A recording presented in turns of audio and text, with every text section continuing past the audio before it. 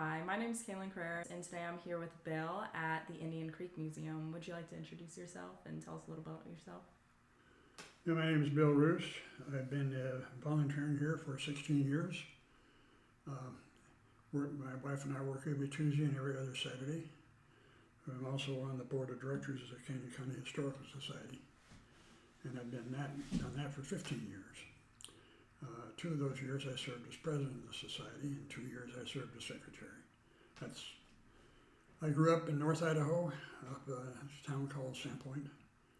I moved here when I retired 30 years ago, and I think the statement is Caldwell is the treasure of the valley, and I'm a firm believer in that. I think Caldwell is a fantastic place. I'm happy to live here. And would you like to go over the history of the museum? Yeah. Caldwell came into being in 1883 when the railroad was coming through. And after they established a labor camp here, and the workers called it Bugtown because the bed bugs in the sleeping quarters. After the railroad moved further west, they disbanded the labor camp and moved on. But 2 men associated with the railroad decided to be a good place for a town. They worked with the U.S. Land Board and platted the city in 1883.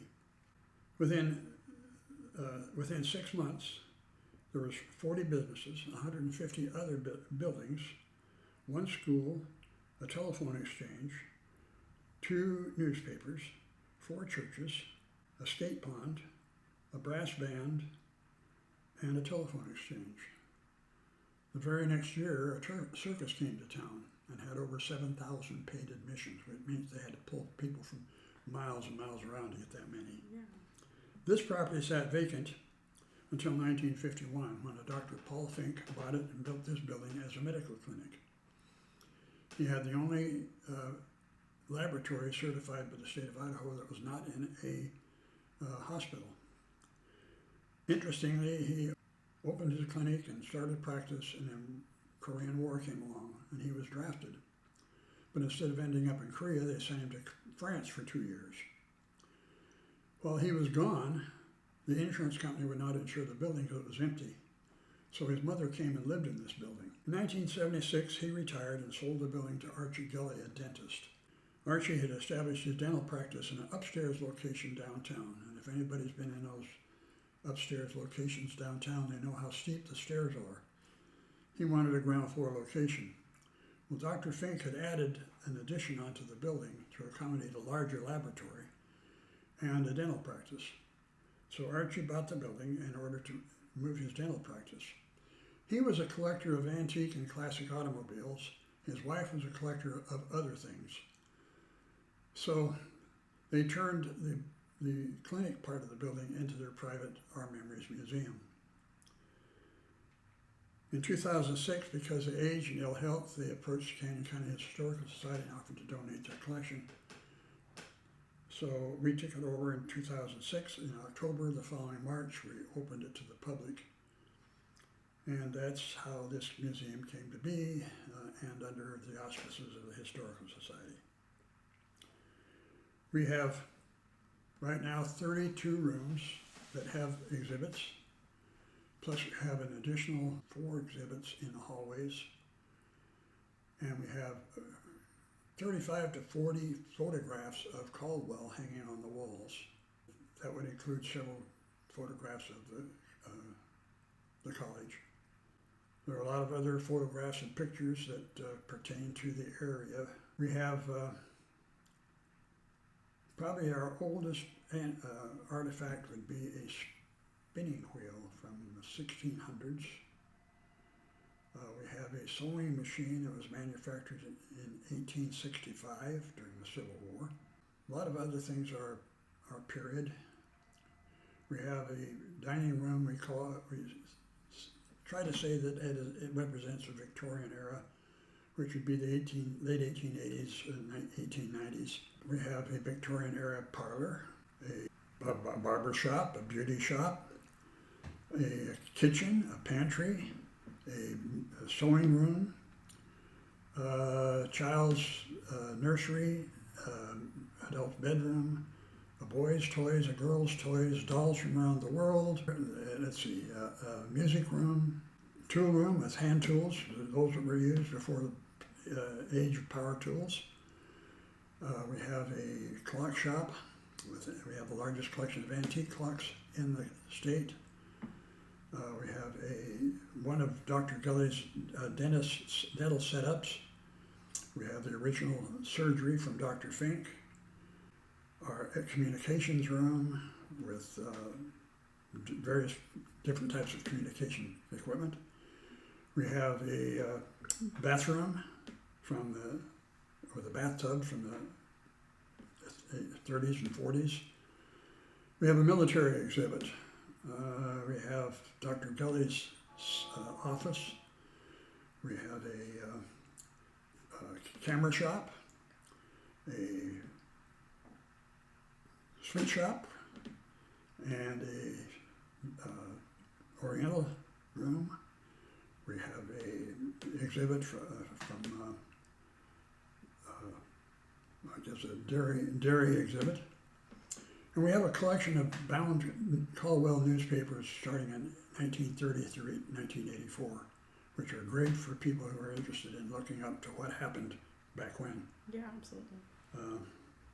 That's pretty much a basic what we have here in the museum. Yeah, and it's nice how like each different one has a story to it. Each one has a tells story. the time Yes. and everything and Yes, dates. right. Okay, and I feel like you kind of went over the Caldwell like history. Is there anything else that you'd like to talk about?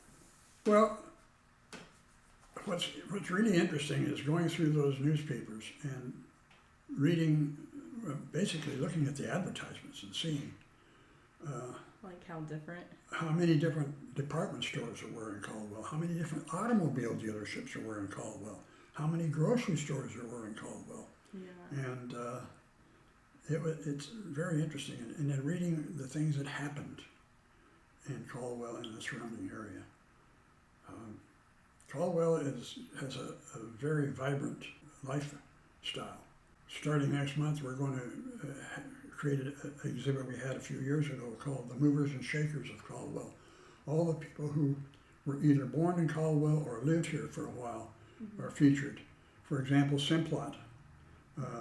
Simplot went to school here. There's a rock band, Paul Revere and the Raiders. I don't know if you ever heard of them. Paul Revere grew up in Caldwell, graduated from Caldwell High School. While he was in high school, he had a little band and did some gigs. Then he went to Portland and put together a bigger band and was featured on television for a number of years.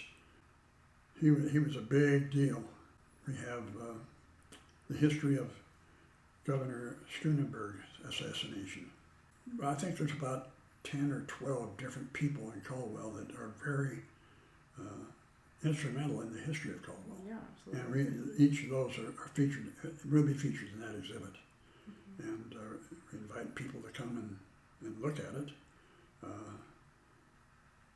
A lot of people have moved into Caldwell. In my career, I was transferred in my job a lot. Every city we went to, we settled in there and thought, well, we're going to live here the rest of our life. And 2 to 4 years later, I was transferred. But we got ourselves involved in the history, so we got a great education in the history of various cities across the United States. And I would invite anybody who's new to Caldwell to come to the museum and see what's here, see what's the history of Caldwell and what things were like 50 to 100 years ago, even 100, almost 200 years ago. Seriously. That's basically what we do here. Yeah. That's a purpose of a museum, is to preserve history and allow people an opportunity to learn from the past so they don't make the same mistakes in the future. Yeah. And it's actually enjoyable too. I really like seeing all the different things, learning things that I never knew.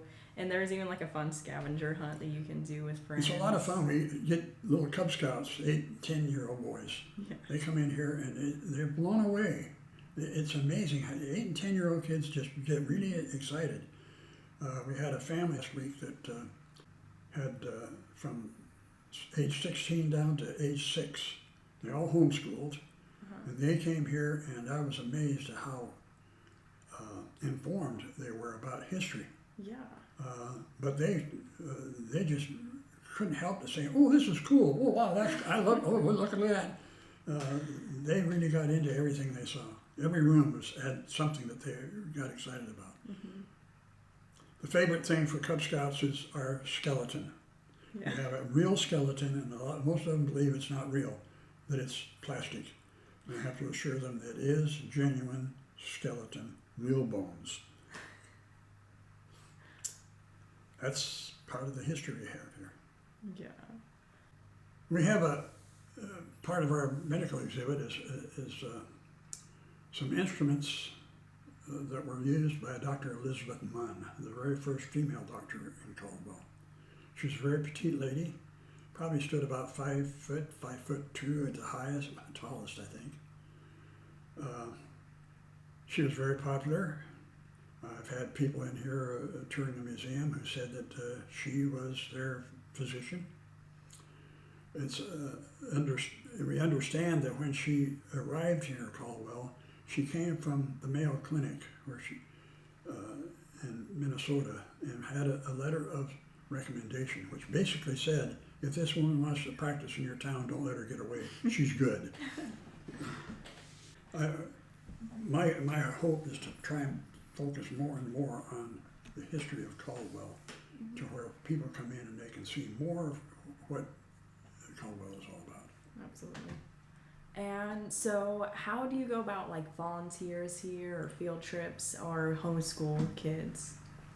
Anybody, any day that we're open, they can just walk in. In fact, 2 weeks ago, the Assisted Living Center came in with 7 people. We didn't know in advance. They didn't make an appointment in advance, and that's fine. As long as we're open, we'll accommodate them. Or they can call ahead and make an appointment, and we can accommodate them. If they, we will take appointments on days other than the days we're open, provided we can get the volunteers here to deal with them. Yeah. And we have 4 volunteers that cover our Tuesdays, Fridays, and Saturdays. We will accept volunteers, but right now it would be on an as-needed case. Yeah. Because the 4 volunteers we have are settled in on the specific days they serve, but there are times when they need to be gone and we need somebody to step in. Yeah, completely understandable. And can you tell us about like the outlook on the museum? Outlook on the museum is a little scary. The Historical Society is undergoing some problems, and it's basically financial. The Historical Society was started in 1971 when the railroad was going to tear down the historic depot in Nampa. People in Nampa, particularly the Rotary Club, got involved and created the Historical Society as a tax-free organization, negotiated with the railroad to save the depot. The county commissions at that time agreed they would support the society with funding to make sure it was viable. And they did so up until about 8 years ago. And 8 years ago, well, to take over this building, the Gellys said, we'll donate the collection, but you need to buy the building. Well, okay. The commissioners agreed they would pay for the building over 3 years, and they provided the funds for the first year and the second year, but no more money for the third year. And 2 years after that, they cut off all funding. We had a full-time and 2 part-time employees to run the operations. Yeah. And the full-timer retired, and we laid off the 2 part-timers, and the board of directors has tried to run both museums and the society with nothing but volunteers, and that has been hard. Okay. As I say, the outlook for the society is financial. Yeah.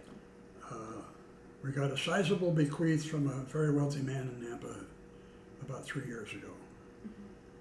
But the cost of running the 2 museums in the society is eating into that big time.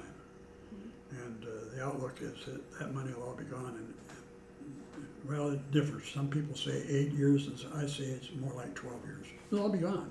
They'll be bankrupt. So the big decision right now is what to do. Yeah. So we're going to have a meeting of the members of the Historical Society, there's dues-paying members, and put a proposition to them for a vote, and if they approve it, the Historical Society will be dissolved. That means what happens to the Caldwell Museum. Yeah. And right now, I started negotiating with the city about a year ago.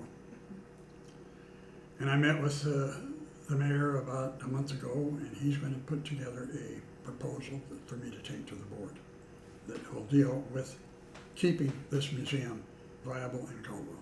Yeah, absolutely. And if it doesn't go through, the plan is to eliminate this museum. Period. And we don't want that to happen. No. I think this museum is a very viable part of the city of Caldwell. Absolutely. So hopefully we can save the museum. Yeah, because what would happen if it did close? Like, what would happen to everything here? Would they get sent to a different museum, or? Well, the legal agreement with the Gully family is if they decide not to maintain this museum, they have to offer the collection to another museum in the area. Well, there's no other museum in the area that can handle, this building is 5,500 square feet of space. Yeah. About 4,000 square feet of space is in exhibits. So that's out. The next thing would be to take it to the state of Idaho. Well, the state of Idaho Museum stored away all their artifacts like we have and created an electronic thing over there. It's very electronic, all kinds of fancy stuff over there. So I have severe doubts that the state of Idaho would be interested in taking our stuff and putting it in more storage. Yeah. The third would be to return it, offer it back to the Gully family. Well, the Gully family consists of two sons. One lives in Southern California and the other is an over-the-road truck driver. And they have no way to handle taking this back and dealing with it. Yeah. So then what happens? Yeah. And it becomes a legal question then.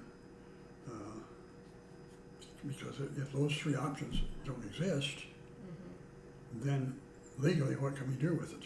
Yeah. So it'd probably have to go to a court decision, I guess. The court would have to decide it can be sold or not. I don't know. So hopefully the mayor can come up with a proposal and I can sell it to the board of directors and we can save this museum. Yes. Yay. Last fall, Channel 6 came in here with a cameraman and walked through the whole museum and took pictures in every room. And they were really excited at what they found. Yeah. I mean, Don was just beside himself. In fact, we have a map of Idaho published in 1920. And he studied that map really closely and said, I can tell this is from because the city of Hailey is not on this map and neither is Sun Valley. They didn't come into being until the 1930s. Yeah. And he says, I can see towns on this map that don't exist anymore. But for Channel 6 to come in here and do that, I think was really a big deal for the city of Caldwell. I mean, that was broadcast over the whole valley that Caldwell has this museum. I should have mentioned that earlier, but that's it. It's okay. And thank you again for letting us interview you and talk about the museum and yourself. And if anyone would like to come, no matter what your age is, it's going to be interesting to you. And come and donate and just have a good time.